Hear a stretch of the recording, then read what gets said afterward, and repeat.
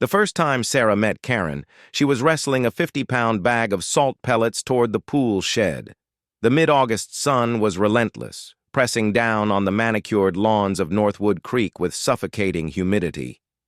Sarah's t-shirt was plastered to her back, and a single drop of sweat traced a path down her temple.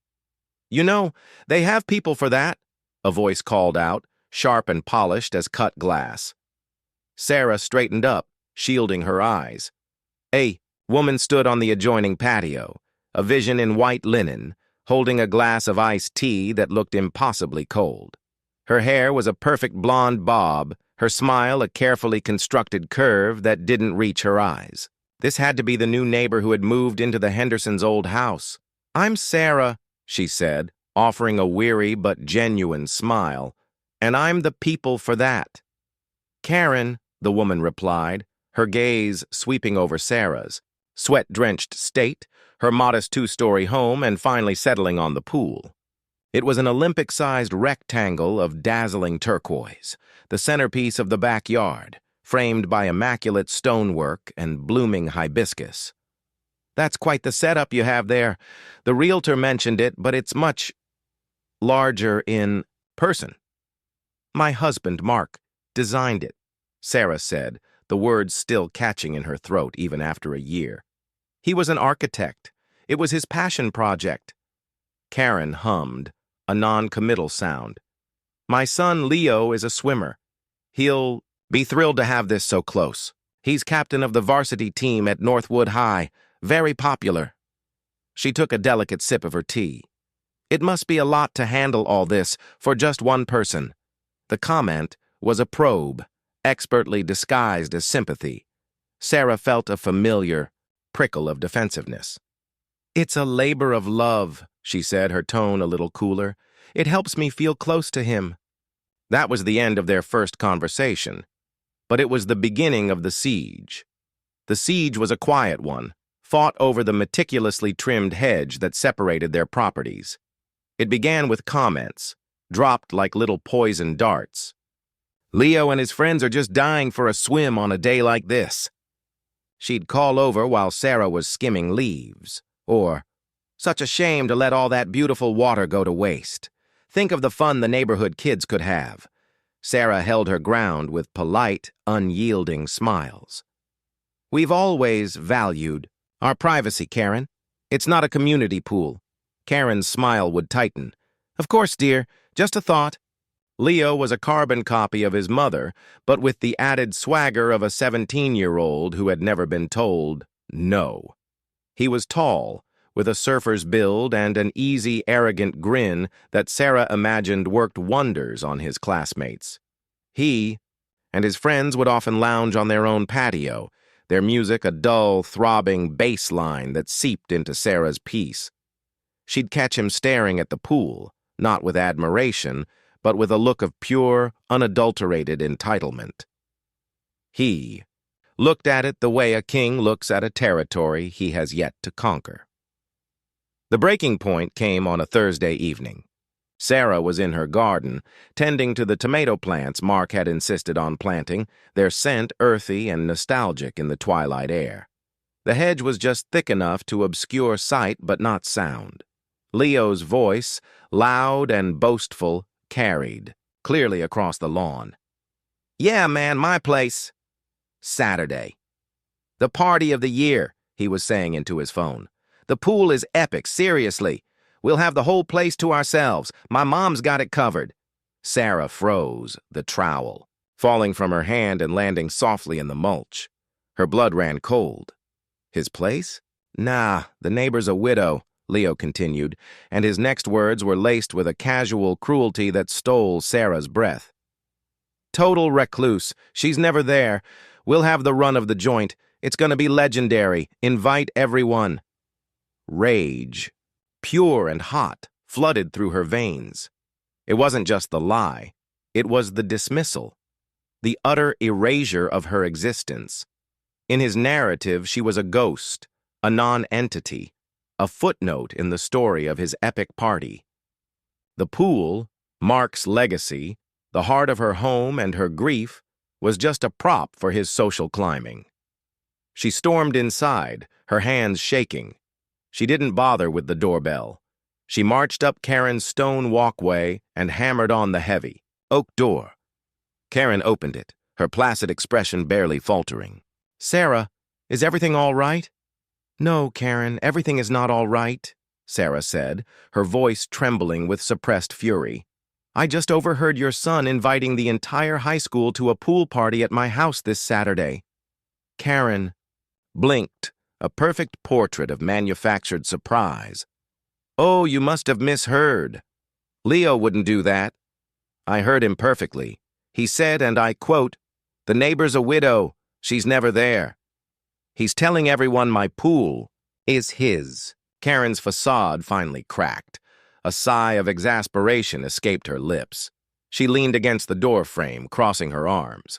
"Oh, for heaven's sake, Sarah, don't be so dramatic. Boys will be boys. He's just trying to be popular to fit in. It's a new school for him. By lying, by trespassing, by using my property and my late husband's memory as a social stepping stone? You should be flattered he thinks your pool is nice enough to brag about," Karen retorted, her voice dripping with condescension. "Honestly, what's the big deal? Let the kids have some fun. It might do you some good to have a little life around the place. You've been rattling around in that big house all alone for a year. Don't you think it's time to move on?" The words hit Sarah like a physical blow. Move on. As if her grief were an inconvenience, a stubborn stain on their pristine neighborhood. Aesthetic. They didn't see a grieving woman protecting the last tangible piece of her husband. They saw a problem, an obstacle to their desires. Something inside Sarah snapped. The part of her that had been trying to be polite, to be the good neighbor, crumbled into dust. In its place, a cold, hard resolve began to form. They wanted to erase her? Fine. She would show them just how present she could be. "The party," Sarah said, her voice now devoid of all emotion, "is not happening." Karen scoffed. "What are you going to do? Call the police on a bunch of teenagers? That'll make you popular." She started to close the door. "Just think about it, Sarah. It's just water." The door clicked shut, leaving Sarah standing on the porch, her reflection a distorted stranger in the polished brass knocker. "It's just water." The phrase echoed in her head.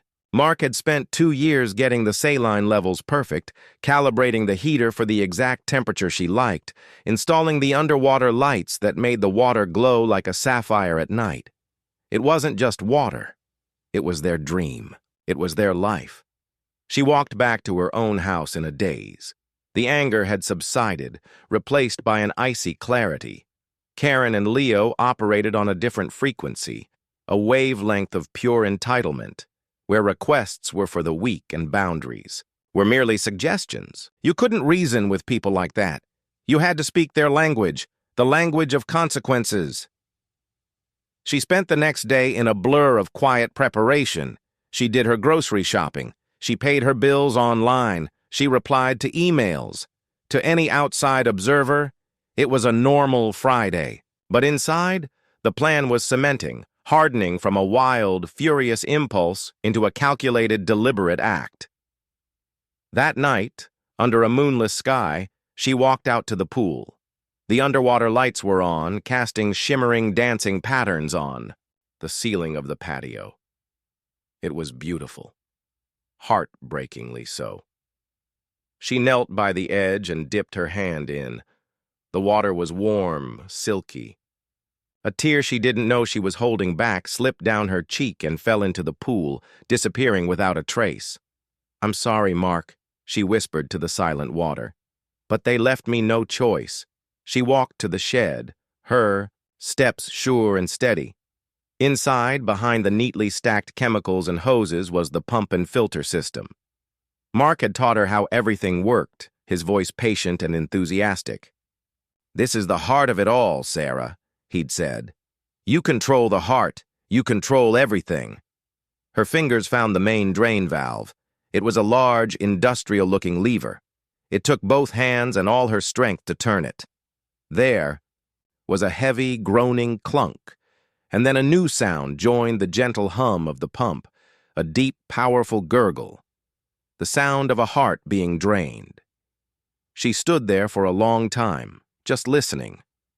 But she wasn't done. An idea, born of pure, vengeful inspiration, bloomed in her mind. Draining it wasn't enough. An empty pool was just a disappointment. She needed to make a statement.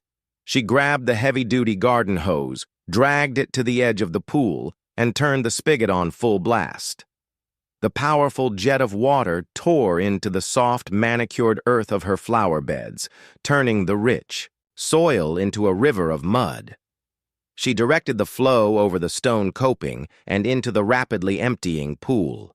The mud cascaded into the basin, hitting the concrete floor with a wet, slapping sound. It mixed with the remaining water, turning the last vestiges of pristine blue into a churning brown sludge. She worked for hours, a silent mud-spattered fury under the stars.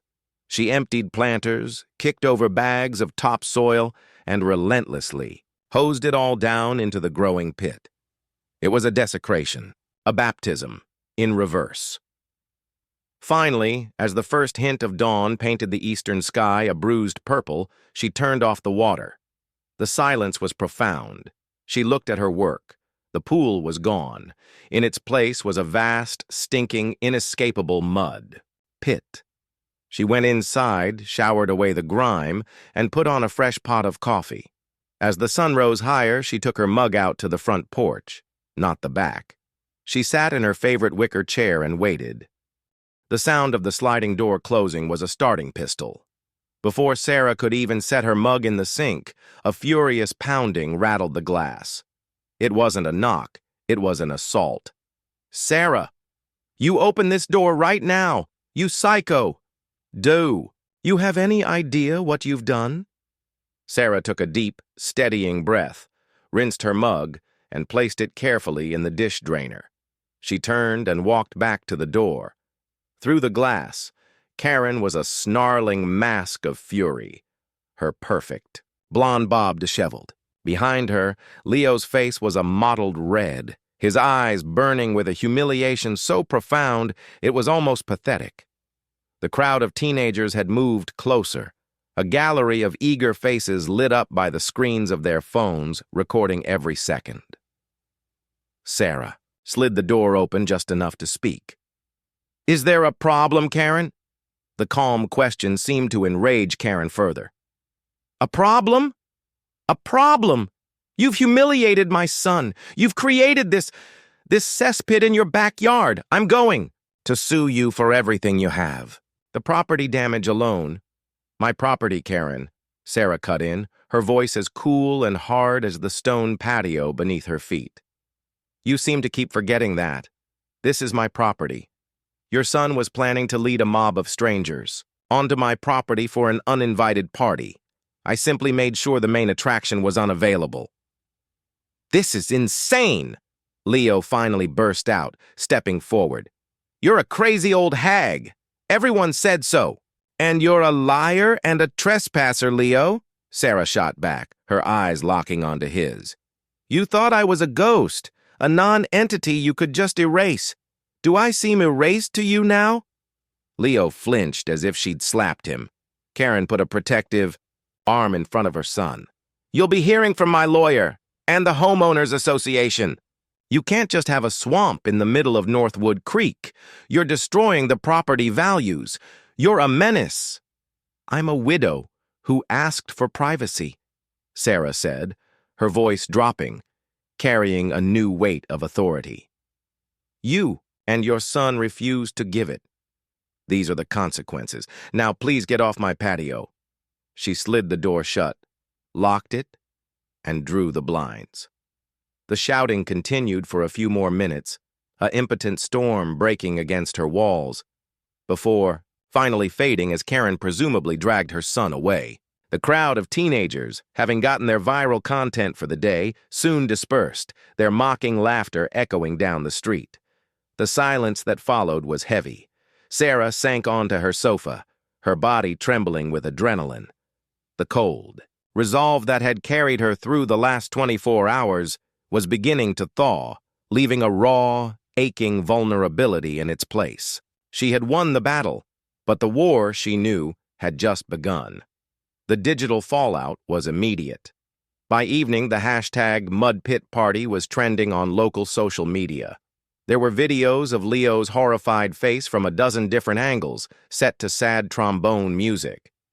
There were memes of him as a swamp monster. His attempt to become a legend at his new school had succeeded, just not in the way he'd intended. A small, grim part of Sarah felt a flicker of satisfaction. But Karen's threats were not idle. 3 days later, a pristine white SUV with the Northwood Creek HOA logo emblazoned on the side pulled into Sarah's driveway. A man in a pastel polo shirt and khaki shorts, whom Sarah recognized as Arthur Vance, the board president, walked to her. "Front door, Sarah," he said, his tone oozing a practiced, neighborly concern that didn't fool her for a second. "We've had a number of complaints." "I'm sure you have," Sarah said, not inviting him in. "Karen is quite upset. She feels you've created a public nuisance, a safety hazard even. Stagnant water, mosquitoes, not to mention the smell." He wrinkled his nose for effect. "It's not up to Northwood Creek standards." "It was a private matter, Arthur," Sarah said firmly. "My neighbor was encouraging her son to commit criminal trespass." Arthur sighed, polishing his sunglasses with a microfiber cloth. "Be that as it may, the bylaws are quite clear. Article 7, Section 4. All water features must be maintained in a sanitary and aesthetically pleasing condition. A mud pit, I'm afraid, does not qualify." He gave her a thin, pitying smile. "Look, Sarah, we all know you've been through a lot. Mark was a great guy, but Karen has the board's ear. She's talking about filing a formal grievance, citing a negative impact on the community's market value." The threat was clear. It wasn't about bylaws, it was about power.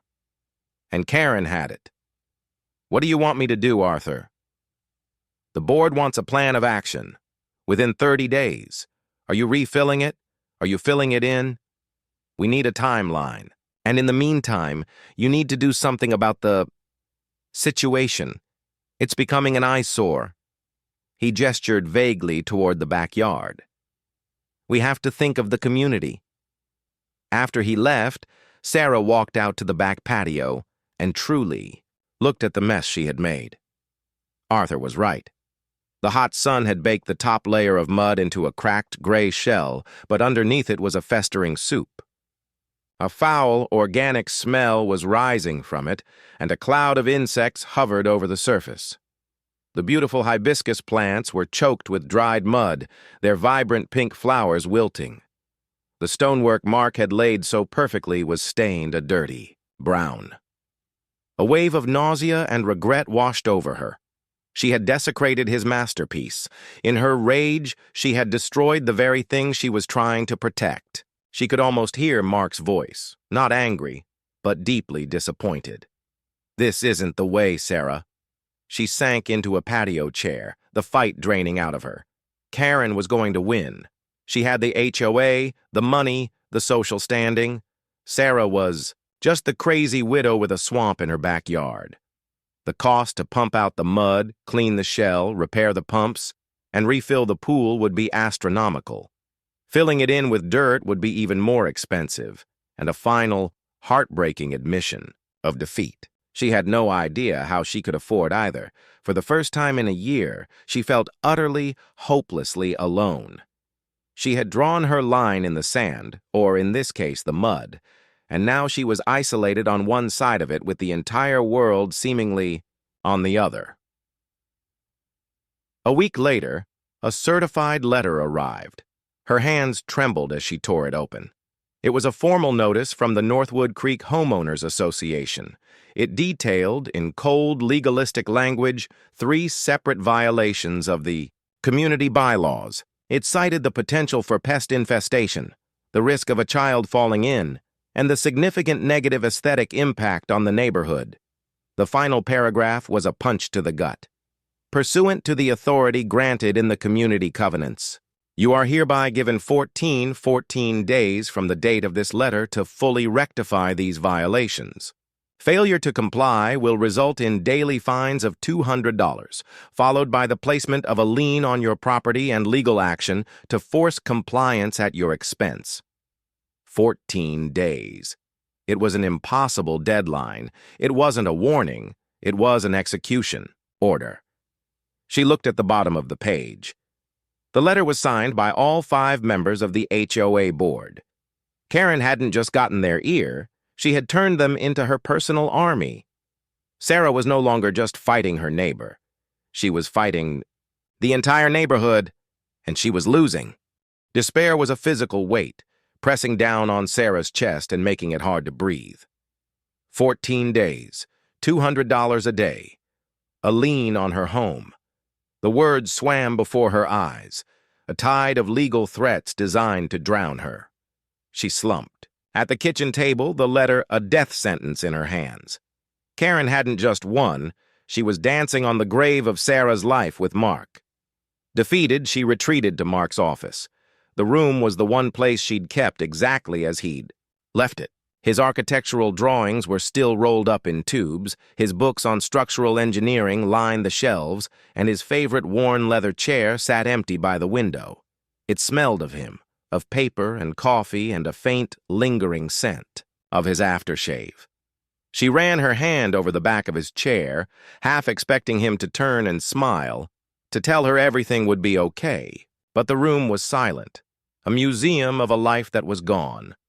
She sank into his chair, looking for something, anything. Financial statements, insurance policies, some forgotten savings account that could solve this impossible problem. She pulled, opened the bottom drawer of his large oak desk, the one filled with old project files.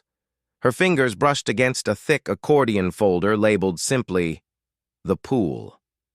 Her heart ached. She pulled it out and untied the string, expecting to be flooded with painful memories of invoices and receipts. But underneath the financial records was a much thicker section. Blueprints, city permits, inspection reports, and warranty documents. Mark's meticulous nature in a single file. She leafed through them listlessly, the technical drawings a language she barely understood. Then she saw it. Tucked in a side pocket of the folder, separate from the rest, was a slim, professional-looking document bound in a clear plastic cover.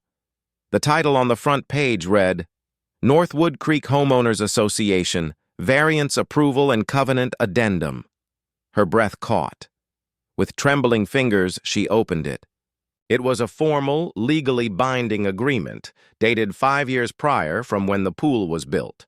It was signed by every member of the HOA board at the time. Her eyes scanned the dense legal text, her heart beginning to pound a frantic, hopeful rhythm against her ribs. And there it was in the 3rd paragraph. Due to the unique, ecologically balanced bog filtration system designed by Mark Jennings, which requires a biennial dormancy and regeneration cycle of up to 60 days for sediment flushing and reed growth, the property at 128 Willow Lane is hereby granted a permanent variance from Bylaw Article 7, Section 4.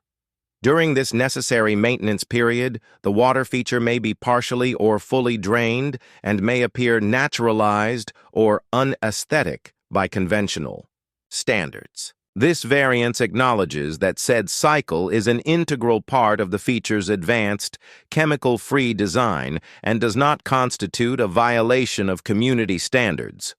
Sarah read it again, and then a 3rd time. A slow, incredulous smile spread across her face, the first genuine smile in weeks. Mark. Meticulous, brilliant, far-seeing Mark. He had known that a future board, ignorant of his design, might one day cause trouble. He had protected his work, and her, from beyond the grave. The despair that had crushed her moments before evaporated, replaced by a surge of pure, unadulterated adrenaline. This wasn't just a shield, it was a sword. Karen and the HOA hadn't just been malicious. They had been profoundly, actionably negligent. They had issued a legal threat, complete with fines and the threat of a lien, without even bothering to check their own records. The fight wasn't over. It had just been rebooted, and now she was playing with a cheat code. She spent the next hour at the scanner, creating a perfect digital copy of the variance. She didn't call Arthur Vance. A phone call could be denied, misremembered. This required a paper trail. She composed an email, her fingers flying across the keyboard. The tone was not angry or emotional, but cold, formal, and sharp as a razor. Subject: formal response to notice of violation, 128 Willow Lane 2. Arthur Vance, President, Northwood Creek HOA Board, CC, Franklin and Birch Legal Associates. Dear Mr. Vance, this email is in response to the certified letter I received on August 25th, citing multiple alleged violations of the community bylaws. Please find attached a scanned copy of the permanent variance granted to this property on June 12, 2020, and signed by the HOA board at that time. As you will see, this legally binding document explicitly exempts my property from the very bylaw. You have cited Article 7, Section 4, acknowledging the necessary and pre-approved maintenance cycle of the pool's unique filtration system. The current state of my backyard is not a violation. It is the beginning of this planned, HOA-sanctioned maintenance.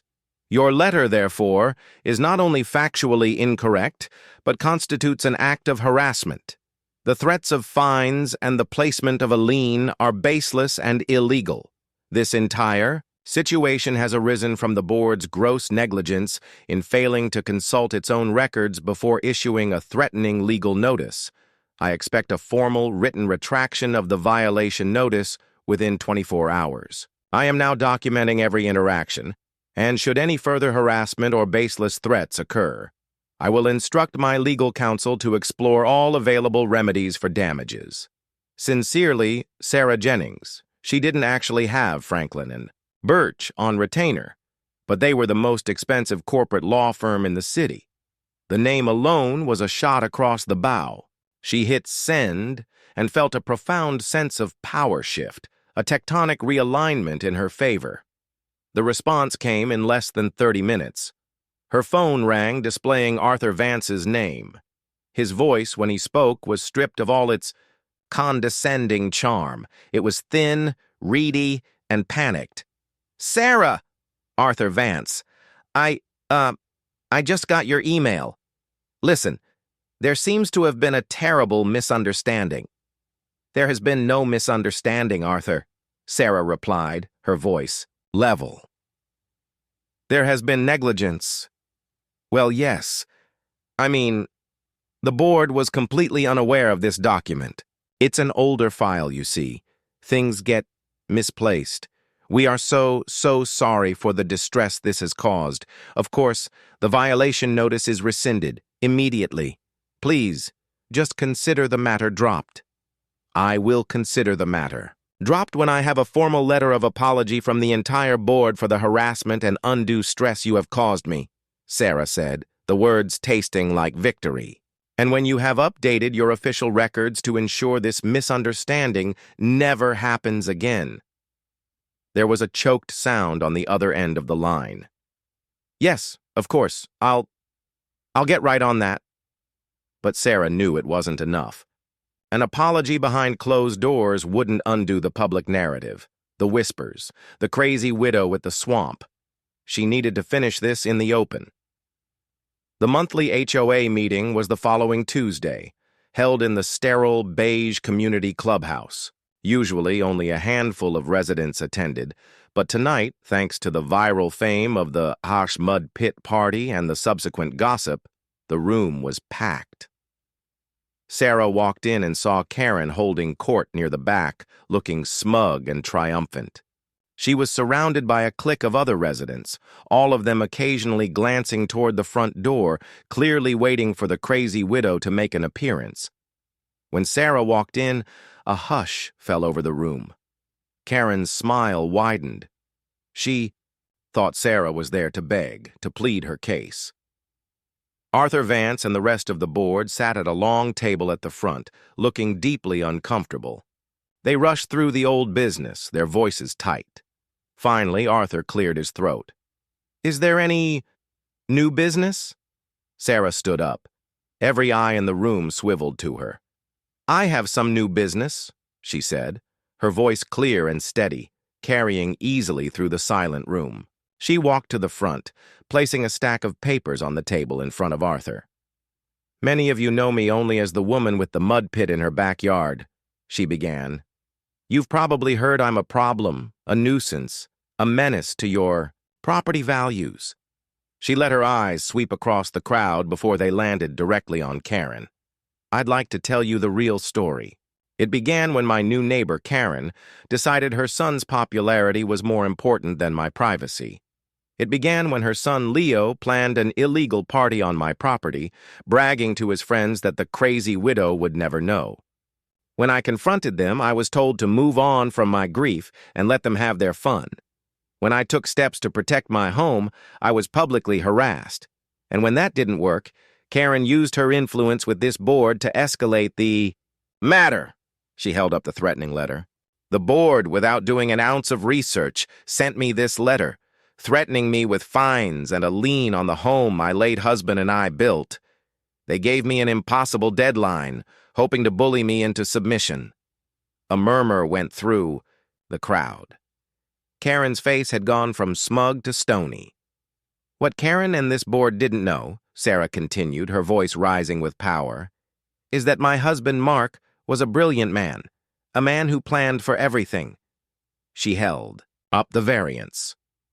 "This is a permanent, legal variance, signed by a previous board, fully approving the maintenance cycle of my pool. The mud pit wasn't a violation. It was a pre-approved necessity. This board didn't just make a mistake.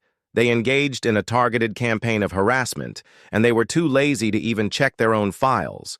She looked directly at Karen, her gaze unwavering. "This was never about bylaws or property values. This was about bullying. You saw a widow alone, and you thought I was an easy target." The atmosphere in the room. The HOA meeting ended in chaos.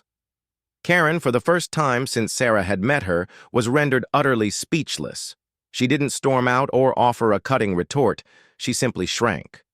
Under the collective weight of her neighbor's judgment, she seemed to fold in on herself, grabbing Leo's arm and pulling him through the crowd, which parted for them as if she were a leper.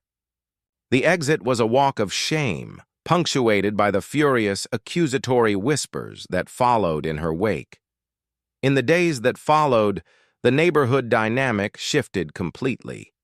Where Sarah had once received coolly polite nods, she now got warm, sympathetic smiles. People would cross the street to tell her how much they'd admired Mark, how sorry they were for the way she'd been treated. George Hammond stopped by with a plate of his wife's famous lemon bars and offered to help Sarah with the bog regeneration when the time came. The mud pit in her backyard was no longer a symbol of her insanity, but of her victory. But the victory felt strangely hollow. The adrenaline of the fight faded, leaving an unsettling quiet. Sarah had won, but she was still alone in the big house.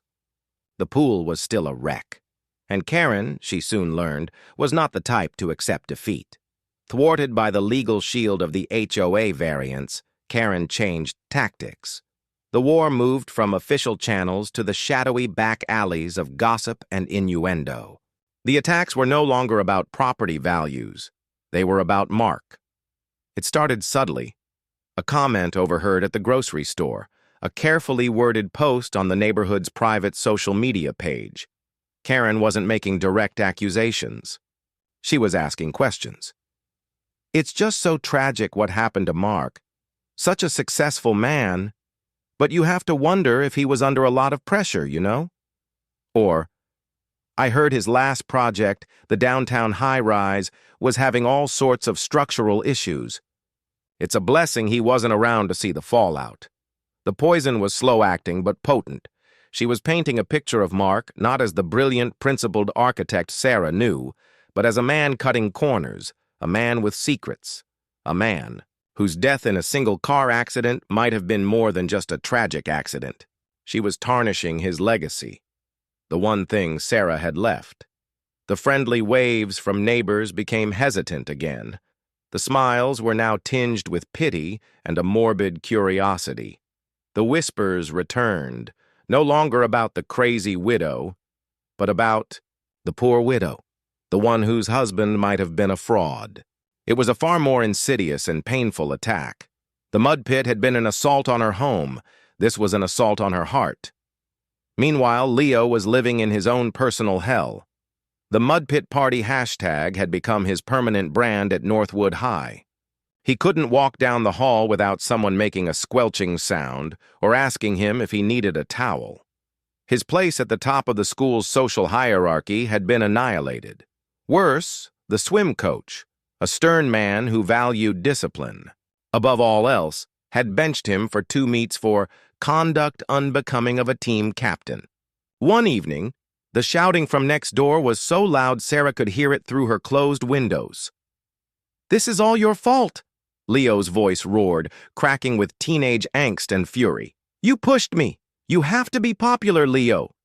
"You have to make a splash, Leo." "Well, I made a splash, a giant, stupid, muddy one." "Don't you dare use that tone with me," Karen shrieked back. "I was trying to help you. This is that witch's fault, not mine." "No, it's yours," he yelled. "It's always your fault, just like with Dad. You push and you push until everything breaks, and then you blame everyone else. You couldn't stand that he was more successful than you, so you tore him down, and now you're doing the same. Thing to me." There was the sound of a door slamming so hard Sarah's windows rattled.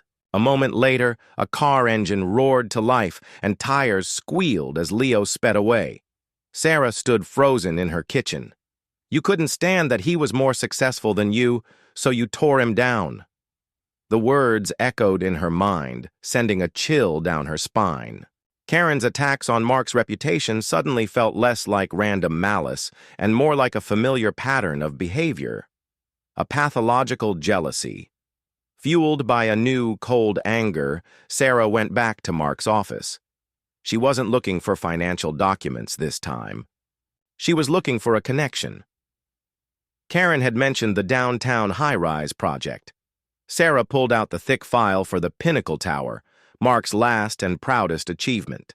She spent hours poring over the documents, structural reports, materials analyses, correspondence with contractors. It was all just as she remembered, a testament to Mark's obsessive attention to detail and his refusal to compromise on safety. There were no structural issues. It was a lie, fabricated out of thin air by Karen. But then she found something else. In a subfolder labeled Vendor Bids, she found a series of angry emails from a company called Duran Steel. Their bid for the structural steel contract had been rejected.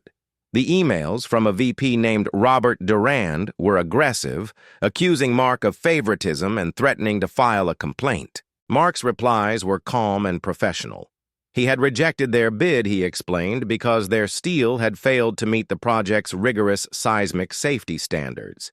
He attached the independent lab report proving it. Using their substandard product would have endangered the lives of everyone in the building. The name Durand tickled at Sarah's memory. She pulled up the neighborhood's online directory. Karen's profile listed her as Karen Durand. Her emergency contact was Leo Durand. It all clicked into place with a sickening thud. This wasn't random. This wasn't about a pool or popularity. This was a vendetta.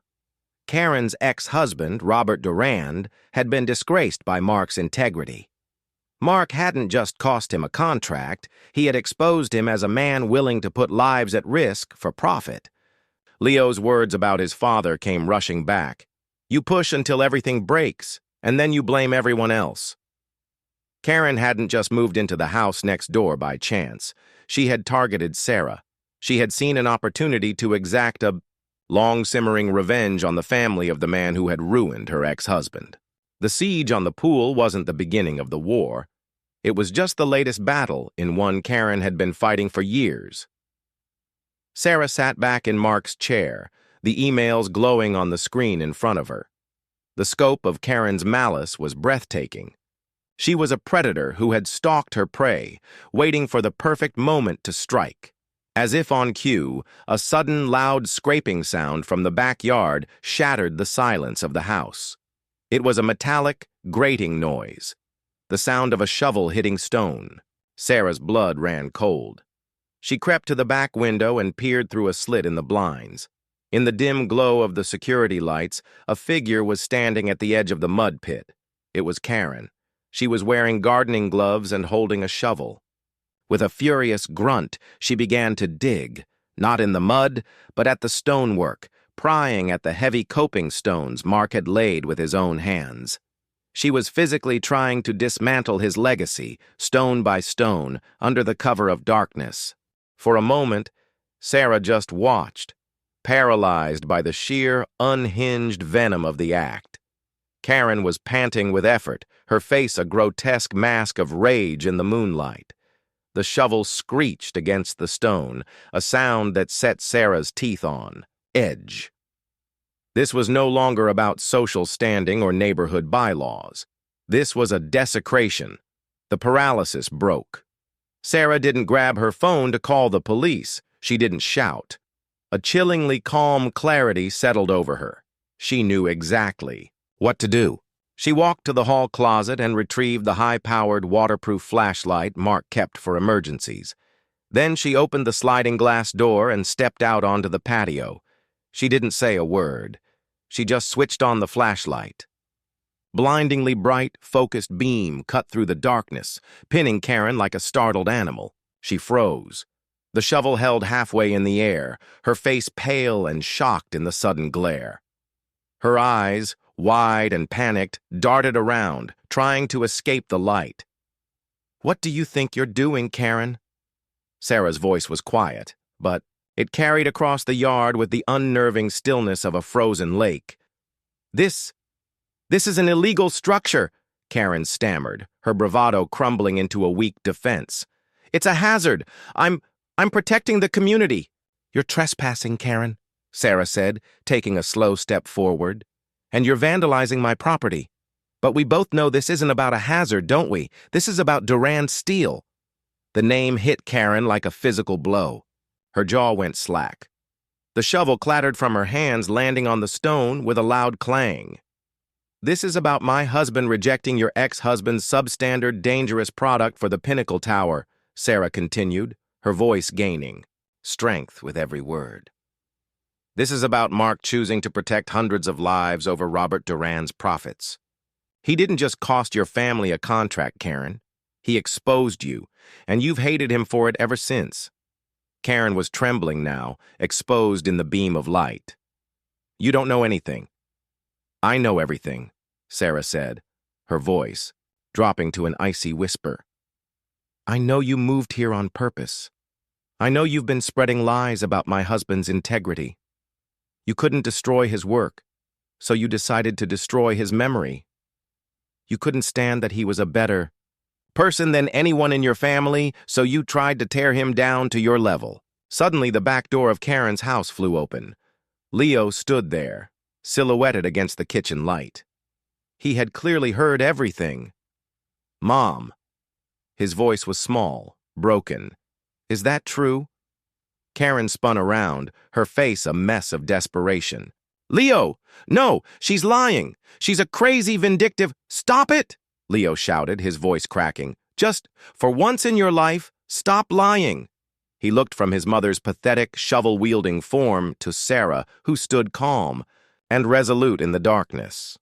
The truth was undeniable. "Dad told me what happened," he said, his voice barely audible. "He said Mr. Jennings was a man of principle. He said Dad was lucky he didn't go to jail for fraud. You knew. You knew the whole time." The confession hung in the air, a final damning indictment. Karen seemed to deflate all the fight, all the venom draining out of her, leaving a hollow, defeated shell. "Get off my property, Karen," Sarah said, her voice final. She switched off the flashlight, plunging the yard back into darkness. The next morning, a for sale sign was being hammered into Karen's front lawn. They were gone within a month. The house sold quickly, and Sarah never saw or heard from Karen Durand again. The whispers in the neighborhood died, replaced by a quiet, profound respect. With the war over, Sarah finally turned her attention to the pool. The mud pit was still there, a scar on the landscape. For weeks, she couldn't bring herself to look at it, the memory of her own rage and the desecration it caused too painful. But one crisp autumn morning, George Hammond appeared at her back door with 2 pairs of rubber boots and a determined smile. "The bog needs regenerating," he said simply. They worked for weeks, George guiding her through the process Mark had designed. They shoveled out the mud, power-washed the stained stone, and inspected the intricate system of pipes and filters. It was hard, filthy work, but with every stone she cleaned, Sarah felt like she was cleansing a part of her own grief and anger. She wasn't just restoring a pool, she was restoring herself. As they worked, George told her stories about Mark, about his integrity on the HOA board, his passion for sustainable design, his wicked sense of humor. The neighbors, seeing them work, started to stop by. One brought lemonade. Another helped haul away debris. They shared their own memories of Mark, painting a picture of a man who had touched the community in ways Sarah had never fully known. She realized the pool wasn't just a monument to her husband. It was a connection to him, and through him, to the community he had been a part of. Her fierce protective isolation had been a shield, but it had also been a cage.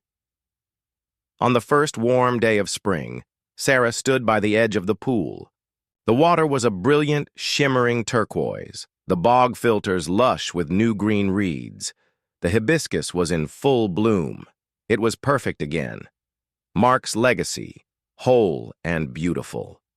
She heard the familiar sound of teenage laughter from the street and smiled.